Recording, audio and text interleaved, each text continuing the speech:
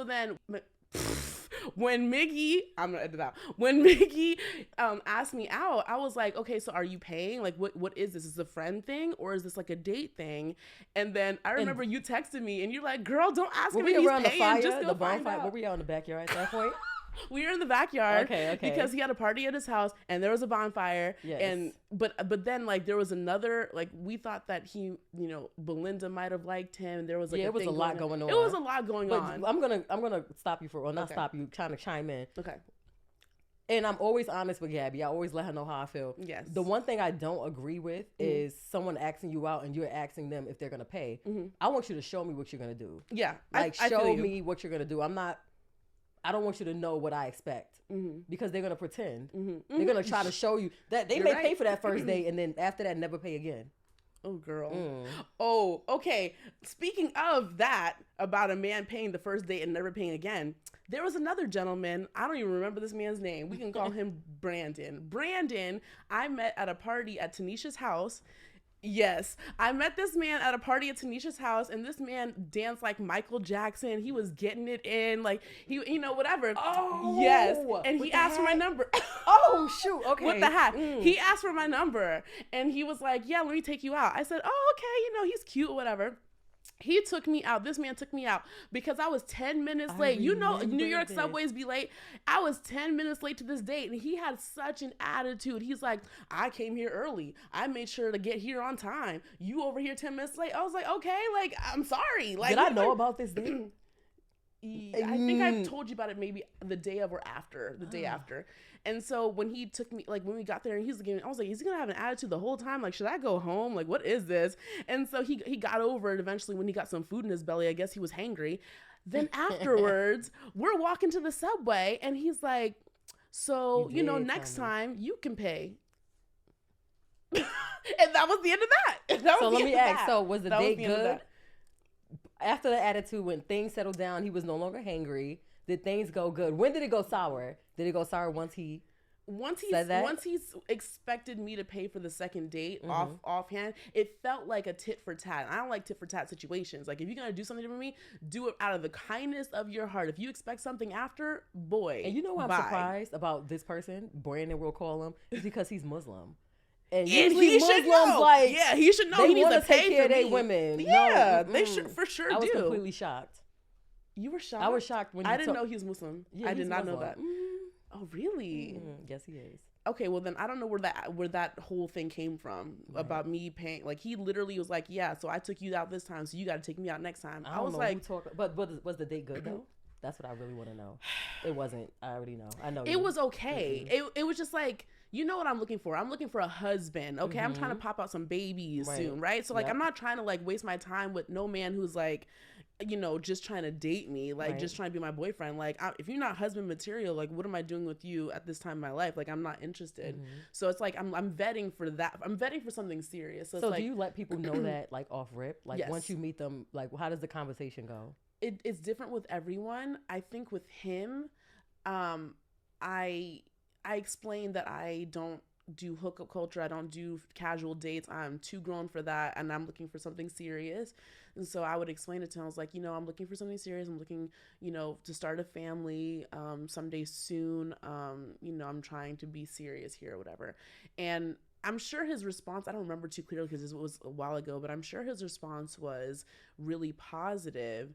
It's just, again, like the way he acted before and after the date kind of bothered me a bit. So it kind of like, I wasn't so sure about it. And then it wasn't like he really like tried, you know, he hit me up like a couple times after that, but like I guess he realized that I wasn't about to plan nothing. He was waiting to see if you were interested. And I wasn't gonna do that. So I think that's where that ended. I think we just have different values. Would you say that all of your dates kind of go like that? You will, you know, let them know up front, like this is what I'm looking for. I'm looking for something serious. Or do you sometimes go with the flow? I sometimes go with the flow because not all dates is planned like that. Like, you know, it depends on where I met them. It depends on how that went. So like, no, sometimes I do go with the flow. Sometimes I don't even mention serious marriage, whatever, because like it depends on like if I just met them real quick and oh yeah, let's go out, whatever. So sometimes I do go with the flow. Okay. Yeah. But I will say a couple times I've met guys like same day, like, I don't know, in the grocery store, on the subway, whatever, in the street. And like, they'll ask me out that same night. And like, maybe I haven't like learned my lesson here yet, but like going out with a guy the same day that you met him. Nah, you gotta play hard to get. Yeah, I mean, it's not even okay, but like, you know, I'm just like, wow, like we, you know, I'm thinking that like that whole romantic thing, like that love at first sight, like, oh, we met on a Subway and now we're going out to my favorite Italian spot tonight for dinner. This literally just happened to me a couple months ago. And, you know, he was trying to come back to my house. And I'm just like, of course he was. Right. Of So that's what I course. mean. I'm thinking like, okay, I just met this man. Like, he wants to get to know me. He wants to like see what I'm about. No, he just wants some coochie on discount. How many times on discount? Because it's so fast, right? But then that has never worked out for me. Like, if I meet a guy the day today and he takes me out tonight, it never works out because it's nothing more than coochie. Right. Because the last time, I mean, obviously I'm not giving him none, but I'm just saying that's what they're trying to get. Because the last time that happened, he had a whole wife at home. And I'm just like, you're a whole married man. You out here like this? Like, that is so ridiculous, you know? So, that same day date thing, I don't know. Maybe I should wait a day. I just get so excited. I get so excited. Don't even time it. Just go with the flow. I mean, you could take a number or two or whatever. You don't got to call immediately. You don't got to text immediately. You're right. Let them hit you up. But they're the ones pressing it. I don't press it. They press it. And the answer's no. No. Yeah. Exactly. So I'm just like, I'm busy and you're busy for you're real. Right. I am and you busy. Be squeezing people in. Fuck no. You're not getting squeezed in. Literally, I'm in New York this week because I booked a huge major campaign for one of my favorite hair care brands. They flew me out here. I'm here for the week. I'm spending time with my mother. My mother's in town. I can't wait to eat her food. Yes, come over. And like, you know, I'm just so blessed like this week and I've been here and I'm just like, this is just the reminder. Like, I have been squeezing people in. Literally, I've done like 5 different things today. I'm thankful I made it here tonight, you know? And like, yes, I do be squeezing people in. I'm just like living in the moment though. What's the difference between the LA and New York dating scene? Oh, girl. Yeah, I want to know. Do you really want to know? I want to know. All right. Because I know it's not like Florida. I've never dated in Florida. You left Florida really young. Kid. Yeah. So, okay. So I never dated in Florida, but I will say this. I guess this also comes down to who you are and who you talk to. I love New York City. I'm a Brooklyn baby, like, Jersey baby, but still, like, I love New York City. And like, the culture here is a lot different from the culture in LA. And so the dating here is a lot different from the dating in LA. And one of those differences is when a man asks me out in New York City, like, he means it. So he says, yeah, Thursday, 8:30, we go into the spot. And Thursday at 8:30, we go into the spot. Like, he's confirmed, he shows up, he's ready for a date, right? In LA, so many flakes. Yeah, like Friday, 6:30. Friday comes, don't hear from the man. Saturday comes, don't hear from the man. He hits me up on Sunday. I'm just like, sir, we had plans on Friday and now you hitting me up today. Like, I have other plans. Like, that's crazy. Yeah, it's like here they you actually go to the spot or you just gotta communicate. I gotta make sure. Listen, I don't leave my house until I get a confirmed text, a confirmed call. Like, I'm not leaving my house at all. So yeah, so I would say it's been easier dating in New York City for me than LA, just because, again, I mean what I say. I'm very upfront, and I think that's more of an East Coaster thing, because over there it just seems like people are more lax about what they mean, and it doesn't sit well with me, because I'm just like, okay, no, tell me what you mean, because that is what I'm going off of. I'm not going off of a, you know, oh, maybe, no, like, I'm busy. You got any dates coming up? Well, okay. What you got, girl? Talk to me. I just came back from Toronto, Canada, and oh God. So I recently You want to tell that story? Wait, which story? Okay, you have to remind me, because I'm gonna say the story that I think it is. Why were you in Canada this time? Oh, no. Okay. So basically, I'm sorry, I missed Tanisha. I haven't seen her in so long. But basically, I was in Toronto, Canada. I decided to spend Christmas and New Year's on a little vacay trip with my mother. I do have a couple of little boyfriends out there, so, you know, I was trying to see them too. A couple of little boyfriends. A couple of you know, like playthings. Yeah. So I went out there, and then one I was really excited to see, and he totally like ditched me and was very disappointing, and I was like really heartbroken about it. But, you know, whatever, I'll get over it. Wasn't that serious anyways. But the other one, so sweet. He picked me up from the airport. He took me to this fancy dinner. Like, he treated me. He carried all my heavy bags. I had to lift a finger. Like, that's my kind of man. Okay, I don't have to worry about anything. Like, he took care of everything. Love it. We'll be seeing him again if I'm still single. Okay, we'll be seeing him again. You know what I mean? Like, how'd you meet him? He slid in my DMs actually. Oh, okay. Yeah, he slid in my DMs, and he's just like such a respectable guy. It's like when you find a respectable guy, it's like you don't want to like deal with anyone else. You want to deal with this respectable man because he's coming correct. Yeah. You don't want to mess with anybody else. You know what I mean? So and like, when it doesn't work out, it's like, say it doesn't work out with that respectable guy, you meet someone else, now the standards are higher. And it's like, damn, like people got to live up to it. And it's hard to find. Right, girl. It's so hard to find. It is hard to find. Because when you find it, you don't want to let it go. Now, now you become a stage 5 clinger. Mm-hmm. You know what I mean? Because you don't want to let that man go because he's been so good to you. And the problem is a lot of people try to build these men up. Like TK. Oh, Let's God, talk about it. No.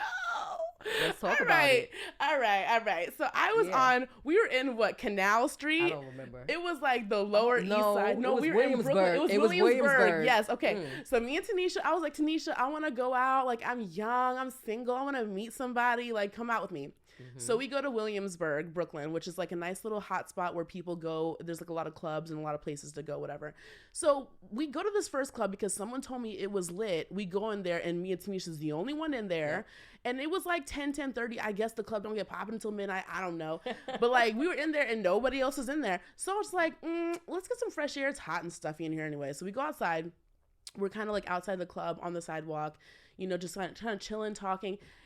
Tanisha's telling me this lovely story, and I literally zone out because I see this man walking towards me. Like, who's this? I was like, who is this? Yes. He was definitely not white chocolate. He was caramel chocolate. Yeah, he was peanut butter. He's peanut butter. Peanut butter. He's lighter than peanut butter. He's lighter.